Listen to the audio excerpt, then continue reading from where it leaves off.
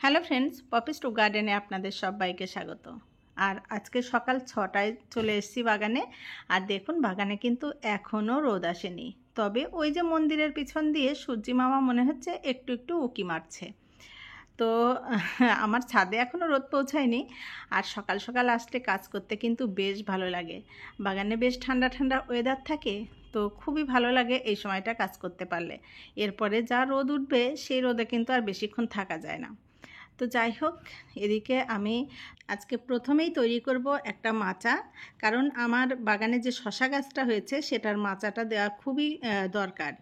আর গরমের বেশিরভাগ গাছ মানেই তো মাচা।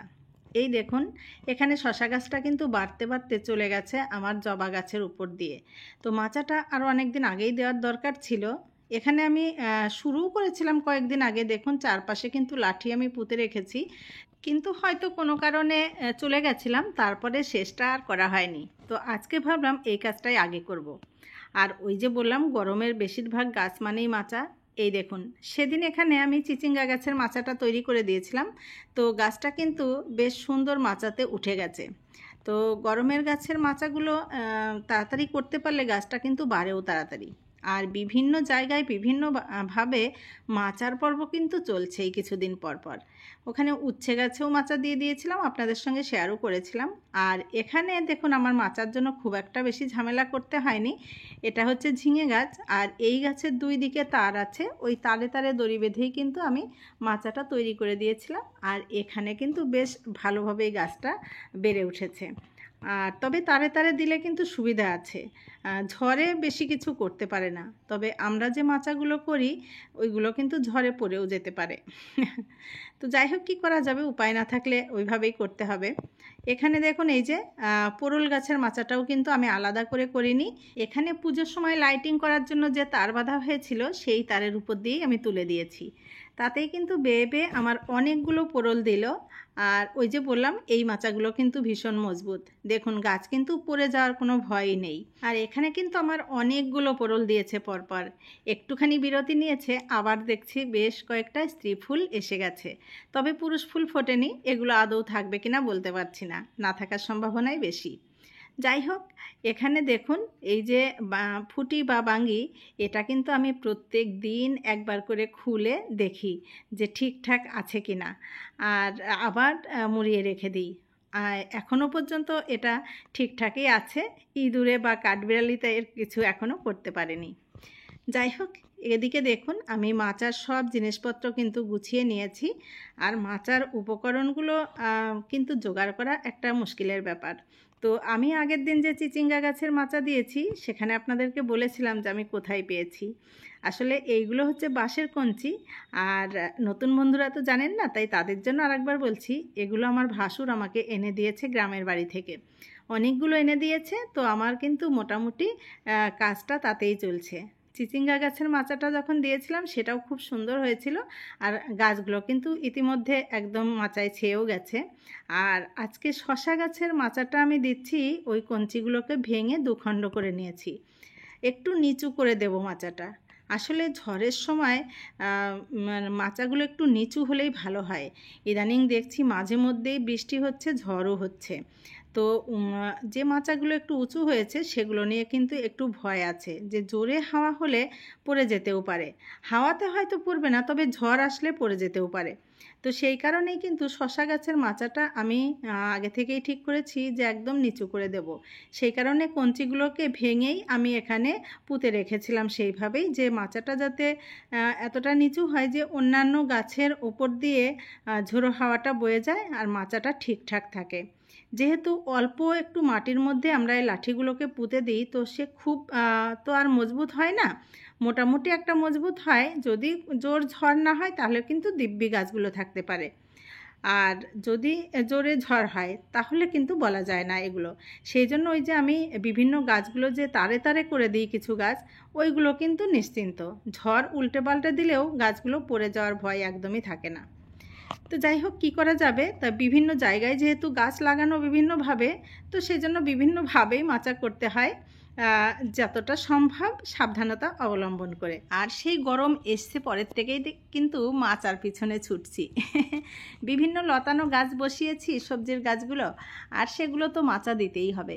আর আমার মতো যারা আপনারা বাগান করেছেন, সবজির বাগান বিশেষ করে, তারাও নিশ্চয়ই এখন মাচার পিছনে মাঝে মাঝেই ছুটছেন, বিভিন্ন জিনিস দিয়ে মাচা তৈরি করছেন।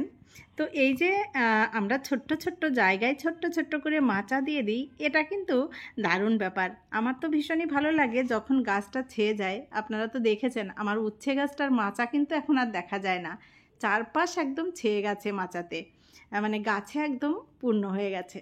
তো দেখুন এখানেও একটা খুব সুন্দর ছোট্ট মাচা হয়ে গেল আমার। এর উপরে শশা গাছগুলো যখন থাকবে মাচাটাই আর দেখা যাবে না।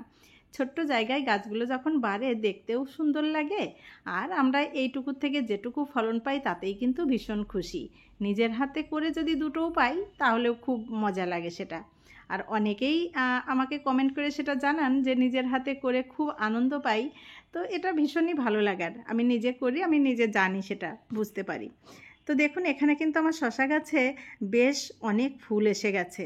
আরও আগে মাচা দিলে খুব ভালো হতো। এতদিনে তাহলে আমি হয়তো শশা পাওয়াও শুরু করে দিতাম। এই দেখুন এখানে শশাও পড়েছে। বেশ কিছুদিন ধরেই গাছটার মাচার দরকার ছিল, তো ও কিন্তু এখানে ওখানে ঝুলে বেড়াচ্ছে। আসলে ঠিকঠাক জায়গা না হলে ওই বা কী করবে, বেচারা গ্রোথ নিতে পারছিল না ঠিক মতো। যাই হোক, এই গাছ ওই গাছ ধরে ও যে উঠে আছে এতদিন, এটাই ঢের। এবারে ঠিকঠাক জায়গা পেল। দেখুন মাচাটা কিন্তু বেশ সুন্দর হয়েছে। তো যাই হোক, এবারে দেখুন এই যে আমি ঢ্যাঁড়স গাছ বসিয়েছিলাম এইসব জায়গা দিয়ে, এখান দিয়ে কিন্তু বেশ কিছু চারা উঠেছে গোড়াতে, দেখতেই পাচ্ছেন। আর এগুলো হচ্ছে সব ডাঁটার চারা। তো এই বীজগুলো কিন্তু আমি ছড়াইনি। কোথার থেকে যে বীজ পড়লো, আসলে এখানে ছিল আমার বস্তাতে একটা লাউ গাছ, আর সেখানে একটা সাদা ডাঁটা হয়েছিল।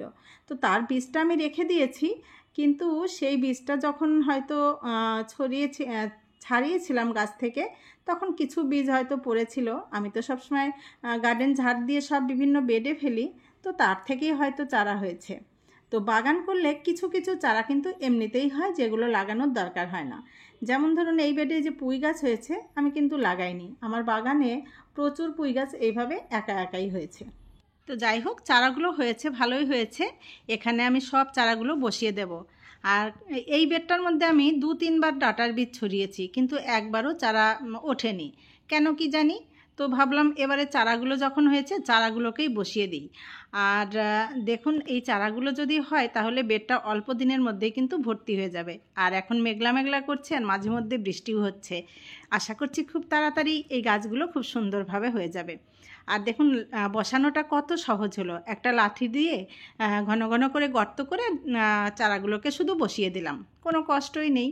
তো যেহেতু মাটিটা খুব ভেজা আছে, তো তবুও একটু জল দিয়ে দিলে কিন্তু ভালো হয়। তবে আমি এই জলটা দিতে তখন ভুলে গেছিলাম, পরে কিন্তু গিয়ে আমি জল দিয়ে দিয়েছি। আর এদিকে আমার ঢ্যাঁড়স গাছগুলো কিন্তু দারুণ গ্রোথ নিতে শুরু করে দিয়েছে। দেখুন এই গাছগুলো রয়েছে আটার প্যাকেটে, আর কিছু আটার প্যাকেট, কিছু 9 ইঞ্চির গ্রো ব্যাগে। কত সুন্দর গ্রোথ হচ্ছে। আর এখানে দিয়েছি তরমুজের গাছ। এটা আমার ছেলে প্রত্যেক দিন এসে দেখে যে গাছটা কেমন হলো। তো তরমুজ গাছটা খুব একটা ভালো গ্রোথ হয়নি, তবে ইদানিং দেখছি একটু ভালো হয়ে উঠছে। দেখা যাক কি হয় এতে। তো এবারে আমি কিছুটা হারভেস্ট করে নেব। আমার ওই যে দেখতে পেলেন দুটো বড় বড় ঝিঙে হয়ে রয়েছে, ঝিঙে দুটো তুলে নেব। আর আমি কিন্তু ঝিঙের বীজ রেখেছি, আজকের ভিডিওতে দেখাইনি, কিন্তু আগের দিন আমি দেখিয়েছি। বীজটা কিন্তু ভীষণ ভালো হচ্ছে।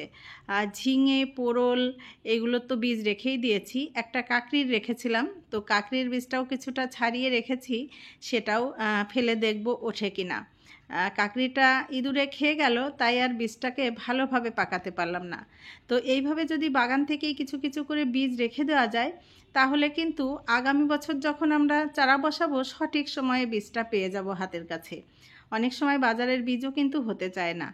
তো এই যে বাগানের বীজ রাখলে সেটা বরং অনেকটা ভালো হয়। এই যে দেখছেন এই ডাঁটার বীজটা আমি রেখেছি, এগুলোও কিন্তু আমার বাড়িতে গত বছরের রাখা বীজই ফেলেছিলাম। অত সুন্দর ডাঁটা হয়েছে এবছরেও, তাই আমি কিছুটা বীজ রেখে দিলাম। আর এই যে দেখছেন ঘ্যাটকল, এই ঘ্যাটকলের কিন্তু বীজ রাখার কোনো দরকার হয় না। অনেক বন্ধুই কিন্তু আমাকে কমেন্টে জানান যে ঘ্যাটকলের চারা কিভাবে করব বা বীজ রাখা যায় কিনা, অনেক প্রশ্ন আসে। ঘ্যাটকলের কিচ্ছু করতে হয় না, রাস্তার আশেপাশেই গাছ হয়, সেখান থেকে একটা গাছ যদি একবার আপনি বাগানে আনতে পারেন তাহলে কিন্তু বছর বছর প্রচুর গাছ হয়ে যায় এর থেকেই। তো দেখুন কত সুন্দর হয়। এবছরে কিন্তু আমি লাগাইনি, এটা আগের বছরে লাগানো গাছ। শীতের সময় একদমই কিচ্ছু থাকে না, দেখে মনে হয় এখানে কিছু নেই। গরম আস্তে আস্তে সব গাছ এমনিতেই আবার উঠে পড়ে। আর এই দেখুন সব গাছের উপরে কত কুয়াশা পড়েছে। এই অসময়ে এমন কুয়াশা, শরীর খারাপ তো হবেই বলুন। দেখুন প্রত্যেকটা গাছের উপরেই কিন্তু কুয়াশার জলে একদম ভর্তি। দেখে মনে হচ্ছে এইমাত্র মনে হয় বৃষ্টি হয়ে গেল। কিন্তু দেখুন আকাশ কিন্তু একদম পরিষ্কার, ঝলমলে রোদ উঠতেও শুরু করে দিয়েছে। আর তবে হ্যাঁ, গতকাল দুপুরবেলায় আমাদের এখানে একটু বৃষ্টি হয়েছিল। তো সেই বৃষ্টির জল নিশ্চয়ই এইভাবে বেঁধে থাকবে না। আর এই অসময়ে এইভাবে কুয়াশা মানে কিন্তু শরীর খারাপের একটা লক্ষণ থেকেই যায়। তো যাই হোক, কেয়ার করা যাবে, কিছু করার নেই, আমাদের প্রকৃতির উপরে কারো হাত নেই। তো এদিকে দেখুন আমার লঙ্কা গাছে কিন্তু প্রচুর লঙ্কা দিচ্ছে।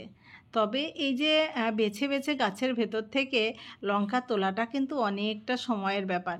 আর এখন বেজে গেছে 7:30 প্রায়। তো এখন কিন্তু আমার অতটা সময় নেই অনেকটা তোলার মতো, তাই আমার প্রয়োজন মতো খানিকটা আমি তুলে নিলাম, পরে এসে সময় করে আমি তুলে নেব। আর যেগুলো ম্যাচিওর হয়ে গেছে সেগুলো কিন্তু তুলে নিতেই হবে, না হলে পরে আবার বেশি ধরবে না গাছে। তো যাই হোক, এখানে খানিকটা শাক তুলে নিলাম, কুলেখাড়া আর কলমি শাক। প্রত্যেক দিনই ভাবি শাক তুলবো, সে আর হয়ে ওঠে না বিভিন্ন সবজিতে, তো আজকে খানিকটা তুলেই নিলাম। আর কলমি শাকগুলোতে দেখছি কিছু একটা পোকাতে পাতাগুলো কেটে কেটে দিয়েছে, কি পোকা বুঝতে পারছি না। যাই হোক, শাক তুলে নেওয়ার পরে বেগুন তুলতে এসে দেখি ওখানে একটা বোলতা বসে আছে। তো হাত দিতেই ভয় লাগছিল, তারপরে দেখলাম বোলতাটা উড়ে গেল, তারপরেই আমি বেগুনটা তুলে নিলাম। আর এদিকে যে চাল কুমড়োটা হয়েছিল সেটার কিন্তু পুরুষ ফুল আর স্ত্রী ফুল একসঙ্গে হয়েছিল, তো আমি ওটাকে পলিনেশন করিয়ে দিয়েছি। পলিনেশন করিয়ে দিলে থাকার সম্ভাবনা থাকে, দেখা যাক থাকে কি না। তো যাই হোক, দেখুন অনেকটা শাক তুলেছি, ঝুড়ি একদম ভর্তি হয়ে গেছে শাকে। সবজিও অনেকটা তুলে নিয়েছি, এবারে খানিকটা ফুল তুলব। আর ফুল তোলাটা তো একটা নিত্য কাজ, এটা প্রত্যেক দিন ঘুম থেকে উঠেই কাজকর্ম করে স্নান করে ফুল তুলি পুজো দেওয়ার জন্য। সেটা আপনাদেরকে সঙ্গে শেয়ার করি আর না করি, এটা হচ্ছে প্রতিদিনের কাজ। তো এই কাজটা হয়ে গেলে অনেকটা কিন্তু শান্তি পাওয়া যায়। স্নান আর পুজো এই দুটো কাজ হয়ে গেলে মনে হয় সংসারের বড় বড় দুটো কাজ যেন হয়ে গেল। তারপরে সারা দিন ধরে বেশ রিল্যাক্সে কিন্তু সব কাজগুলো করা যায়। তো যাই হোক, ওগুলো তোলার পরে হঠাৎ করেই মনে পড়লো যে উচ্ছেটা তো তোলা হয়নি। তো আবার চলে এলাম খানিকটা উচ্ছে তুলতে। আর ইদানিং দেখছি আমার বেশ কিছু জিনিস ভুল হয়ে যাচ্ছে, একদম মাথা থেকে আউট হয়ে যাচ্ছে, কী যে চিন্তা করি কে জানে। তো এই যে আপনাদেরকে দেখালাম যে এতগুলো ঘ্যাটকলের পাতা তুলেছি, তো এই সব সবজিগুলো একসঙ্গে দেখানোর সময় সেটা কোথায় গেল সেটার কিন্তু পাত্তা নেই। আর সারাদিন মনেও পড়েনি যে সেটা আমি আর আনিনি। বিকেলে গাছে জল দিতে এসে দেখি ছাদেই সেগুলো পড়ে শুকিয়ে আছে একদম। আর ওগুলো দেখে আমার মনে পড়লো, যা ভিডিওতে তো লাস্ট পর্যন্ত ওটা আমার দেখানো হয়নি, তো কি আর করা যাবে ভুলে যখন গেছি কিছু করার নেই। তারপরে নিচে গিয়ে আবার কুমড়ো ফুল তুলে নিয়েছি কিছুটা, আর ঘ্যাটকল পাতাটা বিকেলবেলায় নিয়ে গেছিলাম, নিয়ে একটু জল দিয়ে ভিজিয়ে রেখেছিলাম। যাই হোক, আজকের মতো ভিডিওটা এখানেই শেষ করছি। ভিডিওটা যদি আপনাদের ভালো লাগে লাইক কমেন্ট শেয়ার করে পাশে থাকবেন। আর যারা নতুন বন্ধু তাদের যদি ভালো লাগে চ্যানেলটিকে সাবস্ক্রাইব করে সাথে থাকবেন। আপনারা সবাই খুব ভালো থাকবেন, দেখা হবে পরবর্তী ভিডিওতে। আজকের মতো টাটা।